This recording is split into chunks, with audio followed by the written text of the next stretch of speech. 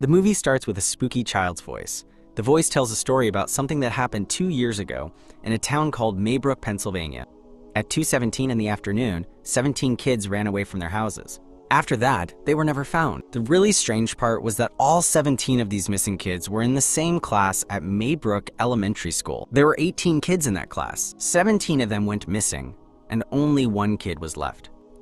His name was Alex. The next day, the teacher of that class, Justin Gandy, sat in her classroom with just one student, Alex, and she was very shocked. Now, the parents of the missing kids were blaming the teacher, Justin. They thought she must have taught the kids something bad. Something that made them do this strange thing. The police started looking into the case right away. They asked Justin a lot of questions. They also asked Alex a lot of questions, but both of them said they did not know anything about what happened. The police did not know anything either, except for 2 clues. The first was that all 17 kids ran away from their homes at exactly 2:17 p.m. They knew this because the alarms in their houses all went off at the same time. The second clue was from security cameras in the houses. The videos clearly showed the kids running away, and they were all running in a weird way, like the character Naruto from the anime. So that is how the movie begins. From here, the movie shows us the story from the point of view of different people, and I will explain it to you that same way. First, the story is shown from Justin's point of view. All the parents of the missing kids were blaming her. The school principal, Andrew Matthews, tried to help Justin. He said that Justin was not part of what happened, but one father, named Archer Graff, was putting all the blame on Justin. After that meeting, Justin went to a shop to buy alcohol that night. At the shop, a man who uses drugs named James asked her for money. "You should remember this man, James." Justin ignored him and went home. She was scared that one of the parents might get angry and attack her. And she was right to be scared, because some parents were already calling her on the phone from secret numbers and threatening her. The next morning, Justin saw that someone had painted the word witch in big letters on her car. Justin told the police about it. There, we meet a police officer named Paul, who is a friend of Justin's. Later, at the school, Justin wanted to talk to Alex, but the principal, Marcus, told her no. He said that because Alex was the only kid who did not run away, he had already been asked too many questions by the police and other people. The parents were also putting a lot of pressure on the school. So Marcus asked Justin to stop working for a few days and take a break. Otherwise, things could get worse. Justin did not want to, but she had to take a break. But she decided to start following Alex herself. That night, Justin went to a bar. Her friend, Paul, the police officer, came to meet her there. They talked about all the bad things that were happening, and Justin was very drunk. She also made Paul drink. To make a long story short, Paul also got drunk, and they slept together. And the strange part was, Paul is already married. Yes, Paul's wife's name is Donna. Justin knew this, but they still slept together. In fact, it was not the first time. The next day, Justin followed Alex again. She tried to talk to him, but Alex did not just stop to talk. He ran away from her. Still, Justin did not give up. She went to Alex's house. She knocked on the door, but nobody opened it. Then, Justin saw that every window in the house was covered with paper. She found a small hole in the paper on one window. She looked through it, and she saw Alex's parents. They were sitting on the couch, but they were sitting in a very strange way, like statues. They were not moving at all. Justin got very scared. She immediately called Principal Marcus. She told him that he needed to check on Alex's house in a legal way to see if Alex was safe. That night, Justin stayed in her car outside Alex's house so she could watch it. Late at night, Justin woke up and saw the door of Alex's house open. Alex's mother came out of the house. She walked to Justin's car in a strange way. Then she quietly got in the car and cut a piece of Justin's hair. Justin was sleeping, so she did not know anything had happened. Now the story changes, and we see things through the eyes of Archer Graff. Archer's son Matthew is one of the missing kids. Archer is the man who yelled at Justin in the meeting. He was also the one who followed her from the store and who painted witch on her car. He was watching her because he thought she did something bad. Archer keeps asking the police if they have found his son, but they have no news. So Archer watches the video of his son Matthew running away again and again. In the video, Matthew ran in that strange Naruto style, and he ran in one clear direction. Archer takes a map and draws a line from his house in the direction Matthew was running. After that, he goes to the house of another family whose daughter Bailey was missing. He watches their camera video and sees the direction she ran. He draws another line on the map from their house, and the 2 lines cross at one point. This must mean that all the kids ran towards this one spot, and they are probably hiding somewhere near there. While he is figuring this out, Archer sees Justin's car at a gas station. He goes up to her and starts yelling at her again. But then something very strange happens. They see Principal Marcus running toward them, but he is running strangely, like a little kid. He is also covered in blood and looks like he is in a trance. Then, he starts to attack Justin. Archer tries to stop him, but Marcus seems like he is being controlled by someone, and all he wants to do is kill Justin. Justin runs inside the gas station store. Marcus runs after her, trying to get away from Archer. Archer and Justin both try to stop Marcus, who looked like something evil had taken control of him. The scene cuts here, and I should tell you that both Justin and Archer had been having nightmares. And in their nightmares, they both saw a strange, scary old woman who looked like a clown. You should remember that. After this, the story changes again, and we see it through the eyes of Officer Paul. Paul's wife is out of town. He is at the police station on the same day Justin came to report the witch painted on her car. Paul and Justin see each other and say hi. After this, Paul gets in his police car to go on duty. On the road, he sees the drug addict James trying to break into a house. Paul chases James and catches him. While he is searching James, a needle from James's pocket pokes Paul. The needle was probably for James's drugs, and Paul gets very angry and punches James. The camera on Paul's car recorded him hitting James. If his boss sees this video, Paul could be charged with assault and lose his job. So Paul tells James he will let him go, but James must promise not to tell anyone what happened and to leave town forever. James quickly agrees and runs away. After this, Paul got a message from Justin, and that is when he met her at the bar and they spent the night together. The next morning, Paul goes home and finds out his wife Donna came home early. Donna sees him coming from outside and knows he cheated on her with Justin.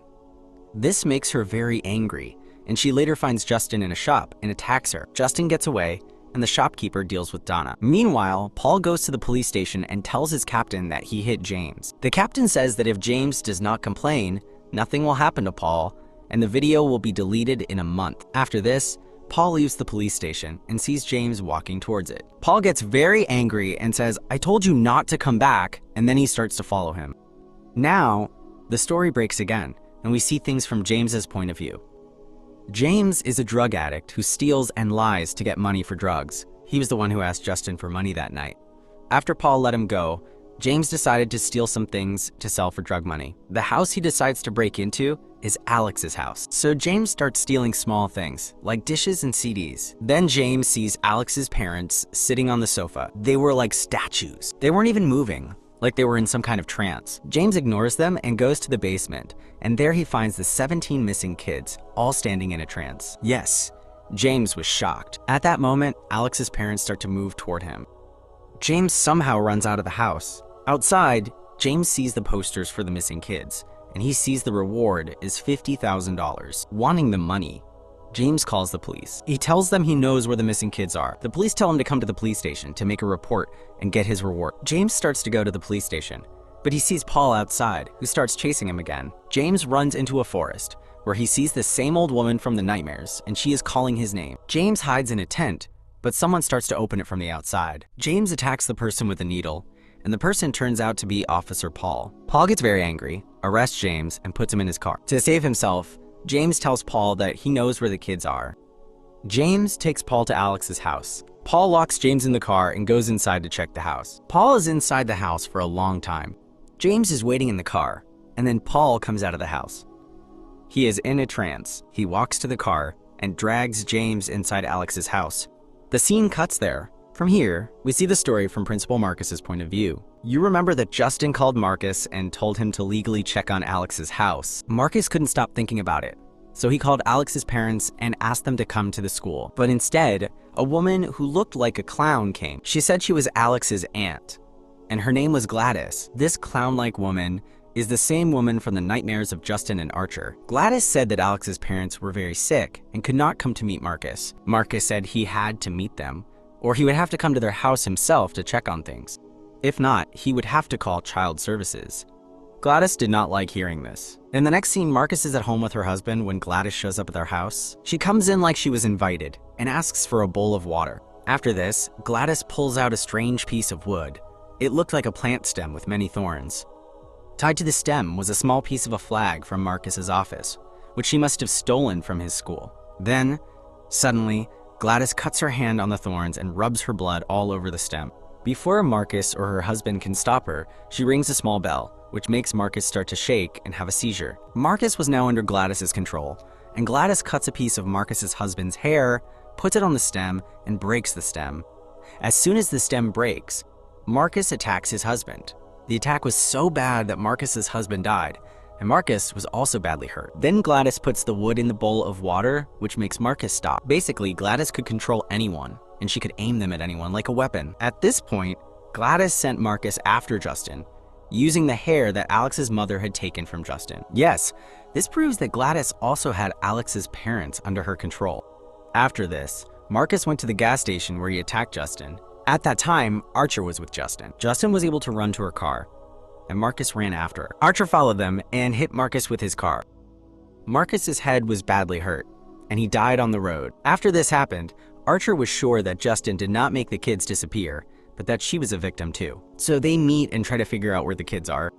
Archer shows Justin his map with the lines, saying the kids must be near the point where the lines cross.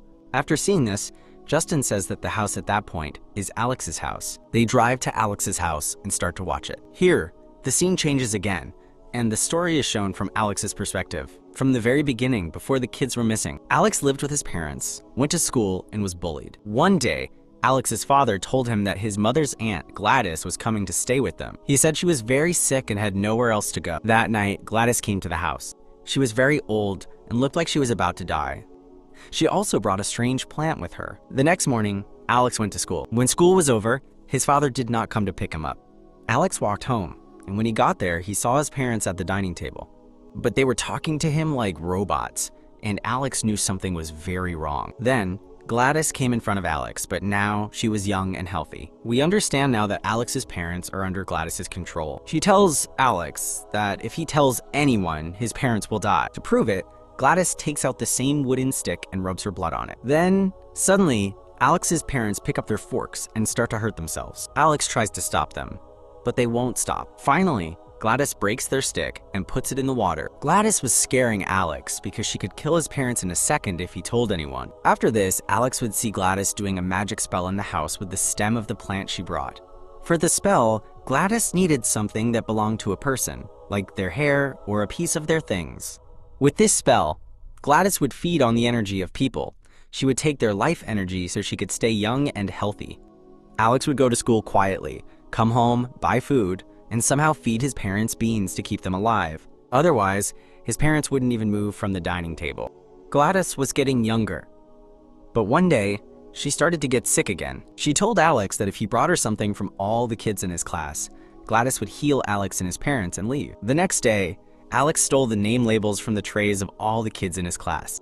That night, Gladys did a spell with the labels, and the spell was finished at exactly 2 in the morning. Then Gladys rang a bell. When the bell rang, those 17 children ran away from their homes, went straight to Alex's house, and then went to the basement and stood there. So yes, this is how the 17 children disappeared. After this, the police and news came, but Gladys stayed with Alex, and he did not say anything because he was scared. The police even came to investigate the house, but Gladys had cleaned everything and hidden the 17 children in the forest. After the police left, the children came back to the basement and stood there because they were following Gladys's orders. Alex did what she asked, but Gladys did not keep her promise. She did not leave, and she did not free his parents. She was treating Alex like a servant, and Paul and James were also now under her control because of her spell. So Gladys had done the spell on them too. Now they were also in Alex's house. Gladys had made lines of salt in the house, and she told Alex he could not cross them. Now, all the different stories come together in one place, and the story becomes one straight line from here. Right now, Archer and Justin are standing outside Alex's house. Paul, following Gladys's orders, goes out of the house and tells Justin to come inside.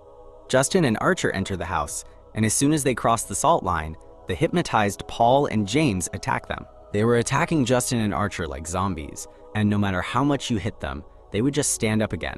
Justin shoots Paul in the head with her gun, which kills him. Then she shoots James in the head and kills him too, saving Archer. From this, we know that the controlled people can only be killed by being hit in the head. Now Archer goes to the basement, where he finds the 17 kids in a trance. He starts looking for his son, Matthew, and then Gladys comes and cuts his hair. Then Gladys puts Archer under her spell, which makes Archer attack Justin. On the other side of the house, Alex was in his room. He crosses a salt line where his controlled parents were. His parents run to kill him, and Alex starts running. Alex somehow gets to Gladys's room where she used to do her spells. There, he breaks a stem from Gladys's plant and then takes a piece of hair from Gladys's wig. Then he puts his own blood on the stem and breaks the stem. Yes, Alex had learned her spell by watching Gladys, and here he did the spell on Gladys herself. When he does this, the 17 kids who are controlled start running to kill Gladys. Gladys starts running around the city, and the 17 kids run after her. All the people of the city see this strange sight. At one point, the kids catch Gladys and they attack her and start to eat her. In just a few seconds, the kids tear Gladys's body into pieces, and when Gladys dies, her spell ends for everyone. Yes, Archer comes back to his senses, and Justin is saved. Archer's spell was over, but the other people who were controlled for a long time had turned into living corpses, like the 17 kids and Alex's parents. Archer finally meets his son, Matthew, although Matthew is not saying anything. Again, the child's voice tells us that Alex's parents are not okay, even after 2 years. In fact, they still have to be fed. Alex now lives with his other aunt, who is a good and normal aunt. The kids are not saying anything, although after a year, some of the kids are getting better and have started talking. At this point, the movie ends.